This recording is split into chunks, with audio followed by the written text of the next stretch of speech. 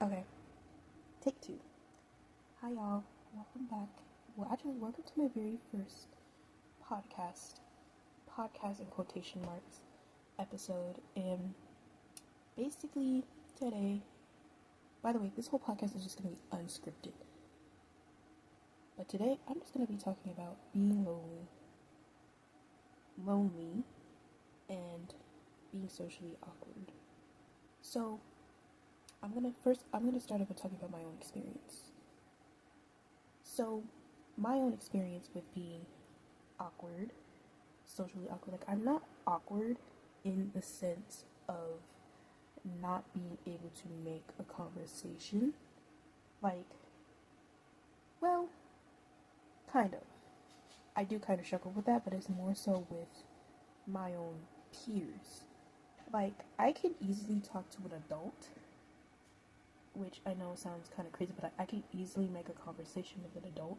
But then when it comes to somebody my own age, like when I'm sitting next to them, or like I'm sitting next to someone I've never talked to before at school, versus sitting next to someone I have talked to. Well, I don't really sit next to people that I do talk to, except for my sixth period class, because like I do have like a friend from that class. I do have a friend from that class, and two friends actually, and then I do have like some people I actually talk to and see more often than like my other classes. And the reason being is because I find it easier to talk to an adult because they actually start conversation. Now, obviously, I can't really be friends. I mean, I won't say you can't, but me personally, I know I can't be friends with a teacher. Like, that's just not really something that happens, but you can be close with a teacher. Like a mentor. Anyway, I don't want to derail from my topic. The reason why I say I'm socially awkward is because I tend to match people's energy. Like, if you're loud, I'll be loud with you. You're quiet, I'm also going to be quiet. That's the problem with me, I feel. And I tend to match other people's energy so much that I tend to forget and neglect how I truly am. And I don't really tend to show who I am as much. Like right now, my brain is thinking of a different topic, but I just want to stay on the current topic that I'm on right now, which is about being socially awkward. Like, I think the problem with me, and I don't know if this stems from trauma, trust issues, could be both, honestly, but I remember when I was younger, before my traumatic experience happened, basically when I was younger, like, when I was a kid, like 5, 6, 7, 8. Don't make no 6, 7 jokes. Please don't, by the way. Anyway, 8, 9, half, all the way up until 10. Before 10, I was pretty loud. I will admit, I was kind of annoying, but I did not care. I was cringe, I was annoying, I was loud, I was outspoken. I did not play if someone tried to take from me. Like, I remember when I was young, when I was at daycare. I'll give an example. I'll share a short story, then I'll be back on the topic. When I was younger, I remember I was at daycare, and I had this toy, and it was this Elmo toy, and I loved it so much. Like, this was my favorite toy ever because I love Sesame Street, and I was playing with it, and this little boy, out of nowhere, he decided to try to take it from me, and I got mad, of course, and I started crying, and they were like, no, you have to share, I snatched that doll away so fast, and like, he literally, stumbled backwards, and he started crying, I'm crying, I'm trying to protect my toy because you're not about to take it from me, and I'm about to go off topic again, but anyway, the point is, I knew how to stand up for myself, as I also remember another time where, okay, I was much older, I was at my homeschool group, and there was this one boy who was a teenager. Everybody did not like him, including myself, because he just acted mad, annoying. Like, he would just terrorize other people. Like, I remember, so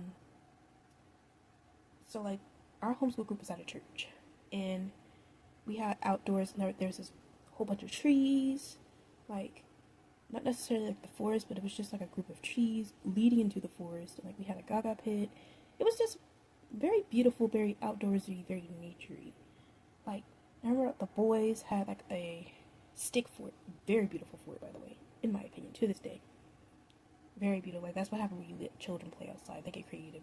Anyway, point is, they had this lovely fort, and all the kids would go play down there. The boys, the girls, and we would play games and stuff with sticks and acorns and not rocks, but like sticks and acorns and leaves, of course. So I remember this one day, this boy, they were new too. Like I was kind of friends with his sister. Like I loved hanging out with his sister, and I didn't always see her. I did not like this boy one bit, like at all. I did not like him. And I remember one day, he was just being real mad annoying that day, and he decides to run down, destroy the boys' fort, and everyone was like, "Whoa, why would you do that?" Blah blah blah blah blah. So then I ran up to the building, went inside, and then told on him. Yes, I was a snitch. And he deserved it too, honestly. To this day, I was still snitch, because why would you even do that? Like, why would you go ahead and ruin everybody's fun instead of just playing nicely? Wow, I've been talking for like 7 minutes. Anyway, the point is, I would stand up for people if needed be. But then there's also like some times where I was kind of rude and I don't know. But then after the incident happened, and I'm not really gonna get into detail, but it was like a big family incident where we were in upstate New York on my grandparents' land on my father's side. It was a big fight between my mother, my grandfather, and it got physical. He attacked her first. I was actually in the middle of them while all this was happening. Like I was actually physically, like, my mom was literally physically holding on to me. My grandfather was wrestling my mom. It's a very tough experience for me to talk about. The point is, after that experience, and then my mom, she had to go to the hospital, not for those injuries, but due to her mental health. And I'm not going to get into detail with that either. I became a very quiet little girl after that. And on top of that, all the people I knew at that homeschool group slowly but surely left, because there was also a lot of behind the scenes issues going on with that. Heck, I didn't even tell this story with my therapist.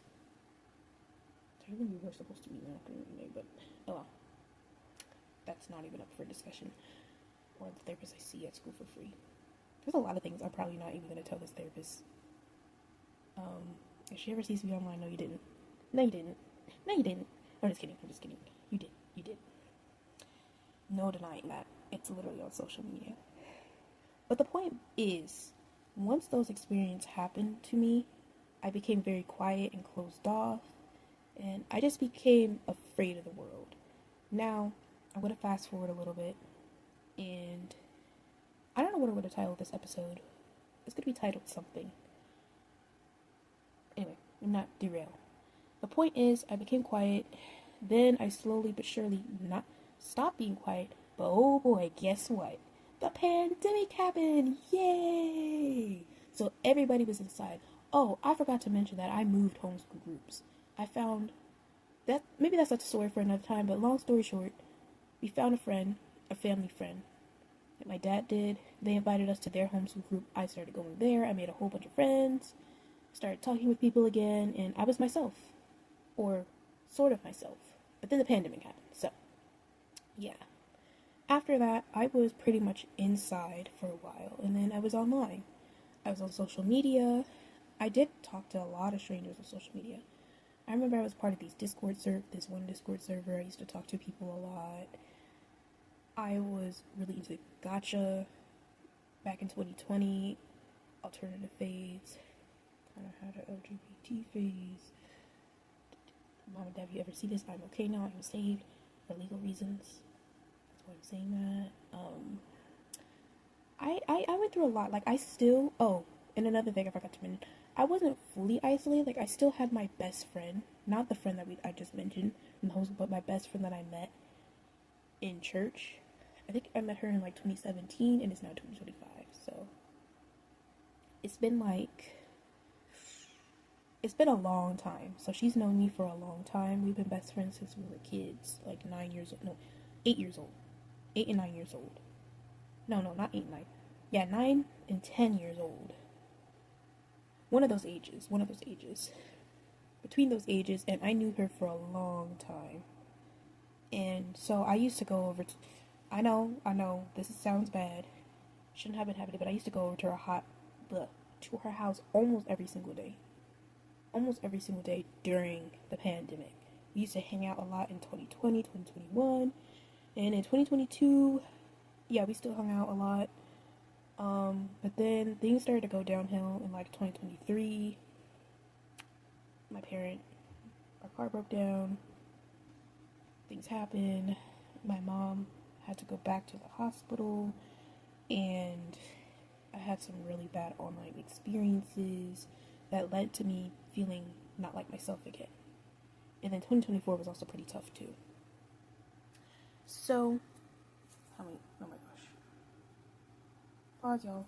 Sorry. I had to shut my alarm off. The point is, all those experiences, all those experiences led to me not feeling like myself. And now it's 2025, about to go into 2026 because it's the end of November now. I'm in high school, or I'm actually technically in my last 2 years of high school, so I was also pretty much online for my first 2 years of high school, and it's led to me feeling like a bit of FOMO, but also gratefulness, because at least I'll have 2 years left at this high school, and it'll still be sort of an experience for me versus only going for like a year, which I'm glad. I'm in actual public school now because I've had so many experiences so far. I met a lot of people so far. I'm in NJROTC, period. I'm a cadet. So far I've been on a couple field trips. I made honor roll for first quarter, which is good.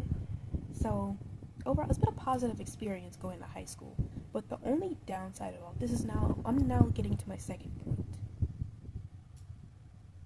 Ever since the pandemic, and I don't know if it's just a prominent issue in my area, I believe this is actually a prominent issue in a lot of areas in America now.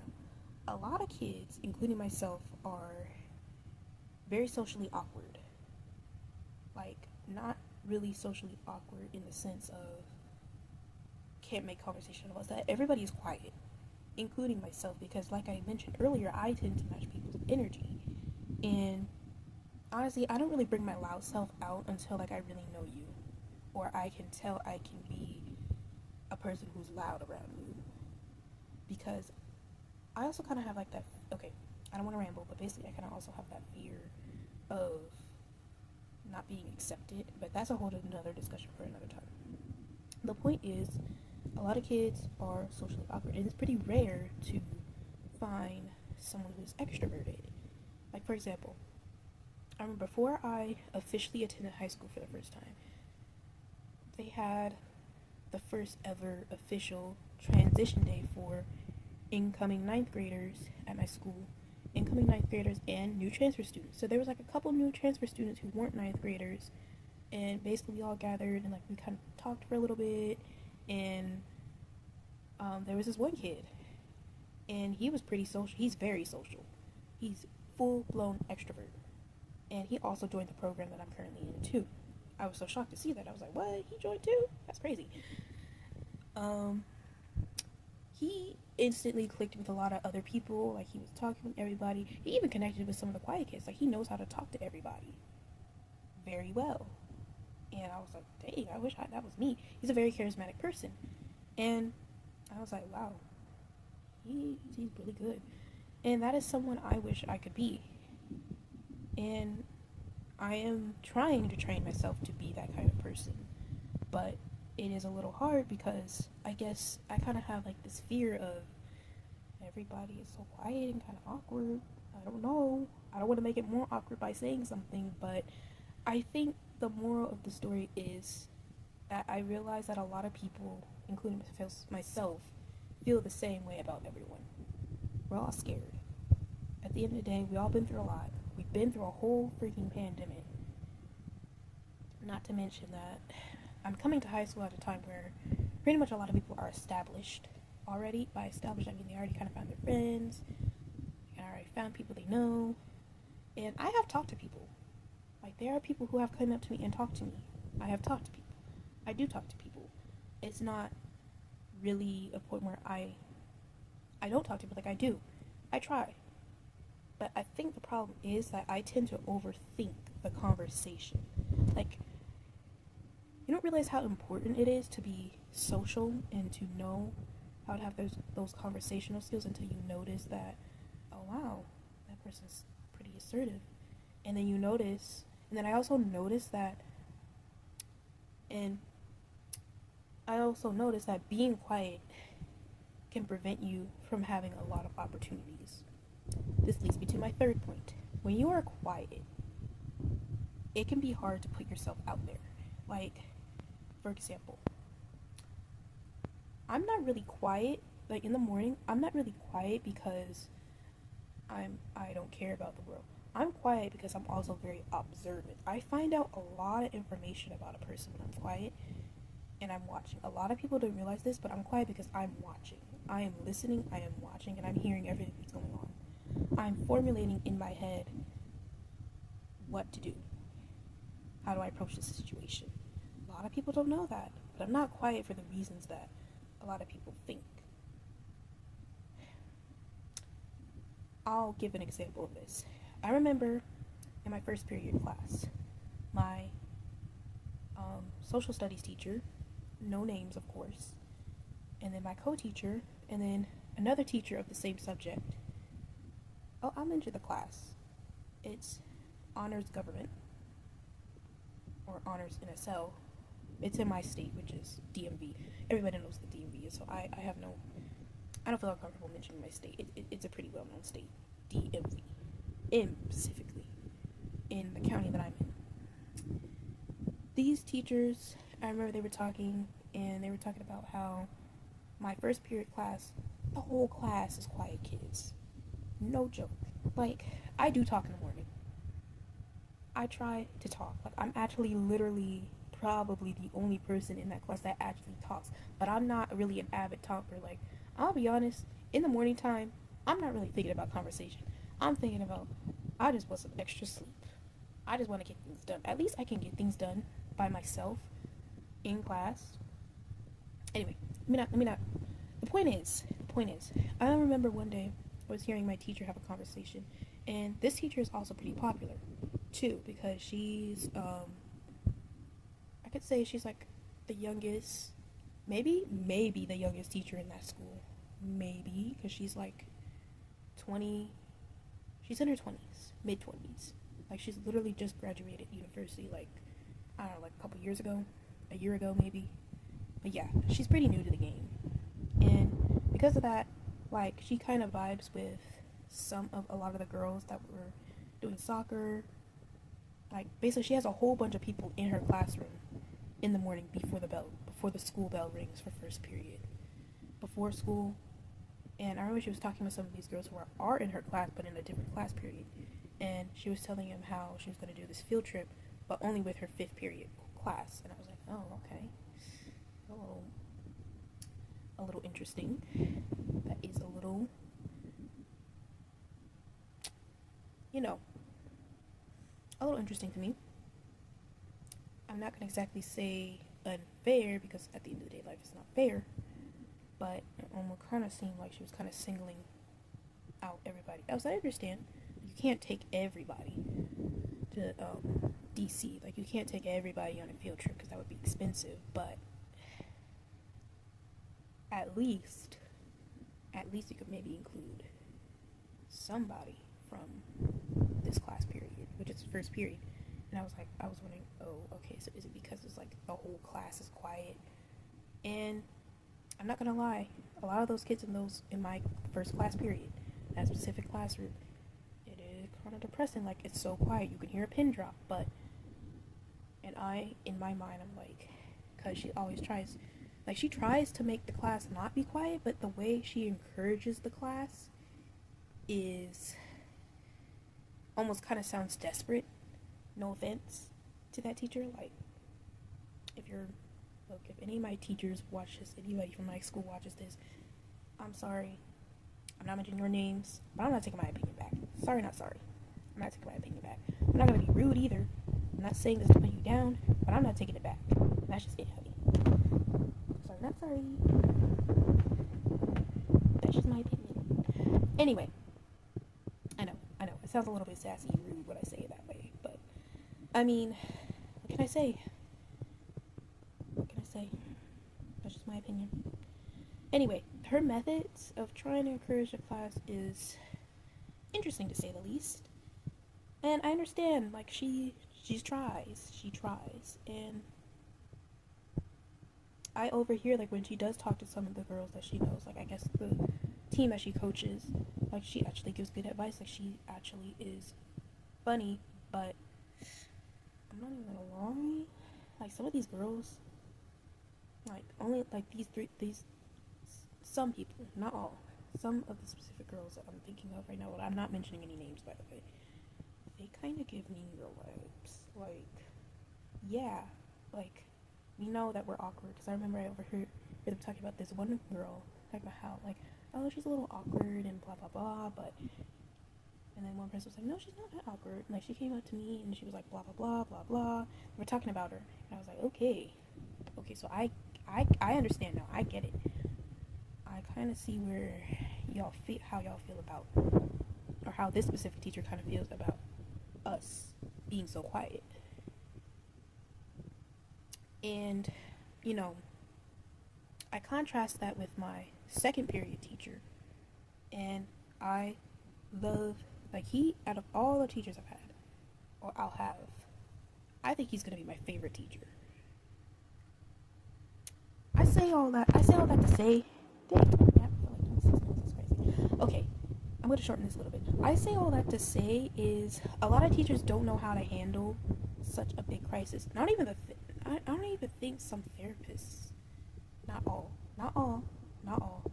but I'm not sure because due to how large the mental health crisis is here in America, it's going to take more than creating more mental health funding, and we need community again. That's the whole point of this discussion. We need community again. Like, people need to learn how to network. But anyway, I'm going to come back to my concluding point because I kind of derailed a little bit, I'm going to be honest, because I was about to talk about my other teacher. My other teacher's methods, however, like instead of trying too hard to get the class to talk, he eases us in. Like, he says, good morning, how are you, blah blah blah. But then again though, I will say that a lot of the kids in my class, my first period class, like for example, we also have a co-teacher and she is really sweet. Like, she says good morning, how are you? I say good morning back, of course. She says, but she only really says good morning to like the student. She only knows the students that she actually takes with her as a group. Like the students who kind of need like a little bit of extra help, I guess, or that needs a slower pace. She only really knows them, but she says good morning to everybody. Some people will say good morning. Like, there are a couple kids in my class who will try, including myself, but I'm still very quiet. Like, I try. There are some days though where I'm mentally not there. Like, my anxiety is just acting up. Like, I just don't really want to speak that day. So there are days like that. There are days. But anyway, I say all that to say is I have a teacher. Okay, I'm gonna have to do a little bit of editing because I know. I keep jumping back and forth between topics. I know. Back to what I was trying to say. My other teacher, okay, my chorus teacher, he gives good life. Like, he tells stories. He tells stories when he was young, like how he, okay, I'm not gonna repeat those stories here, but basically he shares his life experiences of how he was once just as awkward and quiet as a lot of us are. Because that class is, it's also kind of awkward there too, but it's not that bad. It's really not that bad. Like, a lot more people are a little bit more open to conversation. A little more open to conversation. Just a little bit more. Just a little bit more. Yep, just a little bit. Just a little bit. And he shares life experiences. He makes jokes. he's good at starting conversation. Like he'll mention a topic, and then some of us will start talking about it with him, and then we'll get back to what we're about to sing. I love that class only because it feels so warm and welcoming. Also, literally, in a sense, it does get warm in there. Like that classroom probably is the hottest classroom I've ever been in. All the other classrooms is either too cold or too hot. Anyway, that's not the point. The point is, I feel like knowing how to ease students in, making them feel comfortable is the first important step into helping kids, including myself, not feel so awkward. Of course, but the teachers, they don't get paid enough. They don't get paid enough. I think we're facing a bigger crisis than we really think. And it's up to us as a community to reach out to each other. And I say all that to say is, the whole moral is we need community again. We all have to learn from each other how to be less awkward. In order to start conversation and make new friends, you have to speak. And that's just life. You have to speak. If you want better opportunities, you have to speak. But I do believe a little bit more grace needs to be shown to these students. So, my goal is, for myself, I thought of an idea, and I am going to execute this idea. I've already started planning. I've talked with my second period teacher, who I just mentioned, my choir teacher. Again, I will not be oh my gosh, why am I stuttering? I will not be mentioning any names, of course, because privacy, hello, duh. Privacy, all that jazz. I've literally been holding my phone for like 32 minutes. Crazy! I'm gonna have to speed this video up. But I still all that to say is, I am gonna make a plan.